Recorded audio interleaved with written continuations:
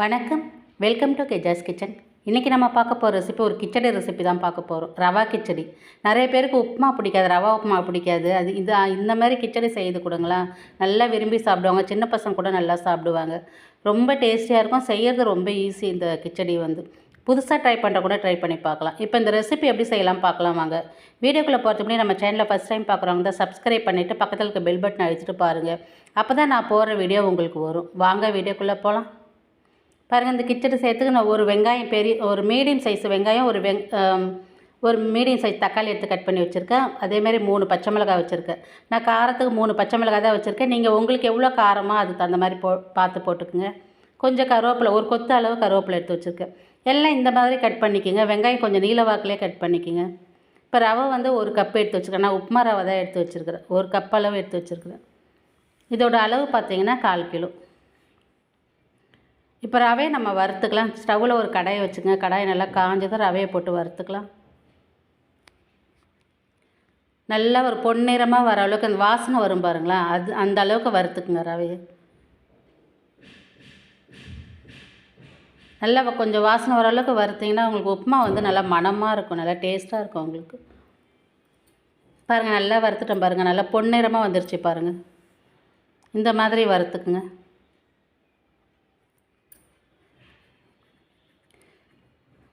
இப்போ ரவை எடுத்து ஒரு பாத்திரத்தில் கொட்டிக்கலாம்.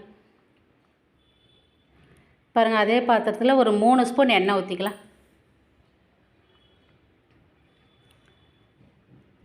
3 ஸ்பூன் எண்ணெய் ஊற்றிக்கலாம். ஒரு 2 ஸ்பூன் நெய் போட்டுக்கலாம். நெய் ஆப்ஷன் தான், ஆனால் கிச்சடிக்கு நெய் போட்டிங்கன்னா உங்களுக்கு டேஸ்ட்டாக இருக்கும். நல்லா ஹோட்டலில் சாப்பிட்ற டேஸ்ட்டு கிடைக்கும் நெய் போட்டிங்கன்னா. 2 ஸ்பூன் நெய் போட்டுக்கலாம். இப்போ ஒரு பட்டை, ஒரு பிரிஞ்சாலை எடுத்து வச்சுருக்கிறேன். பிரிஞ்சாலையே இந்தமாரி உடச்சி போட்டுக்குங்க. இந்த மாதிரி 2ஆக உடச்சி போட்டுக்குங்க.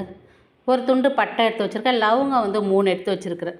உங்களுக்கு இன்னும் அந்த மசாலா வாசனைலாம் பிடிக்குன்னா இன்னும் முந்திரி பருப்பு கொஞ்சம் போட்டுக்கலாம். முந்திரி பருப்பு ஆப்ஷன் தான், ஆனால் கிச்சடிக்கு போட்டிங்கன்னா நல்லாயிருக்கும் உங்களுக்கு முந்திரி பருப்பு. இன்னும் மசாலா வாசனை பிடிக்குன்னா அந்த மராட்டி மொக்கு போட்டுக்கலாம், கல்பாசி போட்டுக்கலாம், நீங்கள் எல்லாம் போட்டுக்கலாம்.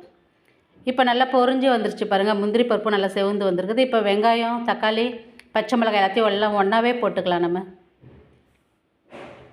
நல்லா வதக்கிக்குங்க.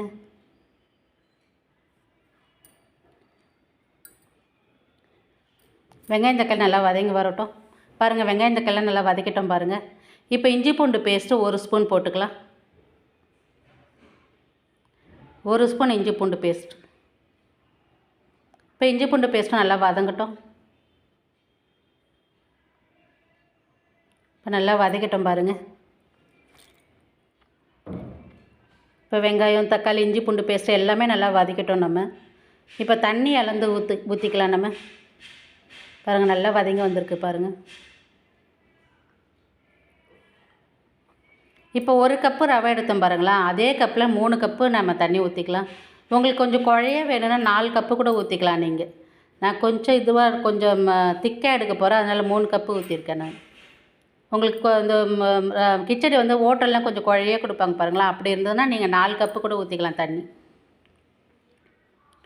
இப்போ மஞ்சள் தூள் ஒரு 1/2 ஸ்பூன் போட்டுக்கலாம்.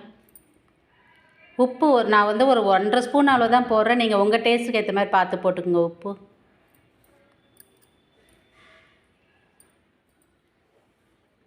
இப்போ நல்லா கலந்து கொடுத்துங்க. தண்ணி கொதி வரட்டும்.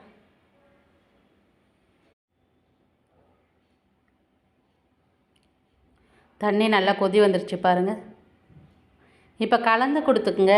உப்பு, கல் உப்பு போட்டிருக்கோம் பாருங்களா, நல்லா கரைஞ்சி வரணும். அதனால் நல்லா கலந்து கொடுத்துக்குங்க. இப்போ ரவை போட்டுக்கலாம். நம்ம வறுத்து வச்சுருக்க ரவையை எடுத்து போட்டுக்கலாம். நீங்கள் ரவை போடும்போது இப்படி கலந்துக்கினே இருங்க, இல்லைன்னா உங்களுக்கு கட்டி தட்டிடும். உங்களுக்கு நல்லா கலந்து கொடுத்துட்டே இருங்க.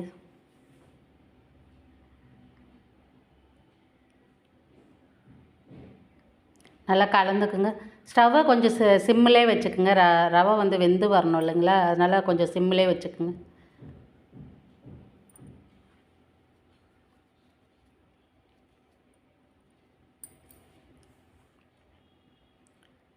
இப்போ ஒரு தட்டு போட்டு மூடி வச்சுக்கலாம். ஸ்டவ்வை சிம்மிலே வச்சுக்குங்க. இப்போ ஒரு 2 நிமிஷம் ஆனதை கலந்து கொடுத்துக்கலாம். கொஞ்சம் இப்போ 2 நிமிஷம் ஆனது இப்படி கலந்து கொடுத்தா தான் உங்களுக்கு வந்து ரவை வந்து நல்லா வெந்து வரும் உங்களுக்கு. இப்போ மறுபடியும் நம்ம தட்டு போட்டு மூடி வச்சுக்கலாம். இன்னும் ஒரு 2-3 நிமிஷம் நல்லா வேகட்டும். பாருங்கள், நல்லா 3 நிமிஷம் வெந்துருச்சு. இப்போ நம்ம கலந்து கொடுத்துக்கலாம். பாருங்கள், கிச்சடி எப்படி நல்லா ரெடியாகி வந்திருக்கு பாருங்கள். கரெக்டாக இருக்குது பாருங்களா, ரொம்ப குழையும் இல்லை, ரொம்ப திக்காகவும் இல்லை, கரெக்டாக இருக்குது பாருங்கள் கிச்சடி.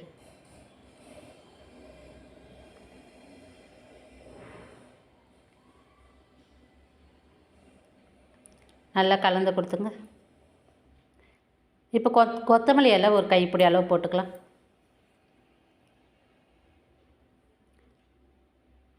கொத்தமல்லி இலையை போட்டு நல்லா கலந்துக்குங்க.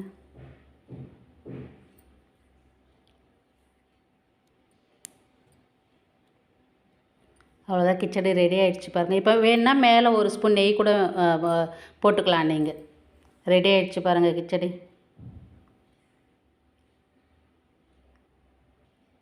பாருங்கள், ரொம்ப டேஸ்டியாக இருக்குங்க. நம்ம எங்கேயாவது வெளியில் போயிட்டு வந்துட்டோம், என்ன செய்கிறதுன்னு தெரிலனா டக்குன்னு இதுமாரி கிச்சடி செஞ்சு, ரவா வந்து நம்ம எல்லா வீட்லேயும் நம்ம வாங்கி வச்சுருப்போம். டக்குன்னு இந்த ரவையை போட்டு இதுமாரி கிச்சடி செஞ்சு ஒரு சட்னி அரைச்சி ஒரு டிஃபன் ரெடி பண்ணிடலாம் நம்ம. ரொம்ப ஈஸியாக இருக்கும். பாருங்கள், ஒரு பாத்திரத்தில் கிச்சடி எடுத்து வச்சுருக்கோம் பாருங்கள். இதுக்கு சட்னி அரைச்சி, இதில் சட்னி தான் நல்லாயிருக்கும். ரவைக்கு வந்து கிச்சடிக்கு வந்து சட்னி தான் நல்லாயிருக்கும். சாம்பார் கூட நல்லாயிருக்கும், ஆனால் எனக்கு வந்து சட்னி தான் பிடிக்கும். எனக்கு சட்னி தான் நல்லா டேஸ்ட்டாக இருக்கும். இதுமாரி சட்னி அரைச்சிக்குங்க. இது தேங்காய் சட்னி தான் அரைச்சிருக்கேன். இது ஏற்கனவே நான் வீடியோ போட்டிருக்கேன், நீங்கள் பாருங்கள். ரொம்ப டேஸ்டியாக இருக்குங்க. நல்லா சுட சுட இந்தமாரி சட்னி ஊற்றி இந்த ரவா உப்புமா சாப்பிடுங்களா, ரொம்ப டேஸ்டியாக இருக்கும். நான் உப்புமா பிடிக்காதவங்க கூட இந்தமாரி கிச்சடி செஞ்சு கொடுத்தீங்கன்னா நல்லா விரும்பி சாப்பிடுவாங்க. பசங்களாம் நல்லா விரும்பி சாப்பிடுவாங்க. இந்த மாதிரி செய்து பாருங்கள். இதோட அளவெல்லாம் ஐபட்டில் கொடுக்குறேன், பார்த்துக்குங்க. இதே அளவோடு நீங்களும் செய்து பாருங்கள். இவ்வளோ நேரம் என் வீடியோ பார்த்ததுக்கு நன்றி. இந்த வீடியோ பிடிச்சிருந்தா லைக் பண்ணுங்கள், ஷேர் பண்ணுங்கள், கமெண்ட் பண்ணுங்கள், சப்ஸ்கிரைப் பண்ணுங்கள். அப்படியே இந்த வீடியோ உங்கள் ஃப்ரெண்ட்ஸ் அண்ட் ஃபேமிலிக்கு ஷேர் பண்ணுங்கள். வீடியோ பிடிச்சிருந்தா லைக் பண்ணுங்கள். லைக் பண்ணிவிட்டு வீடியோ பாருங்கள். வீடியோ பார்க்குறவங்க லைக் பண்ணிவிட்டு வீடியோ பாருங்கள். வணக்கம்.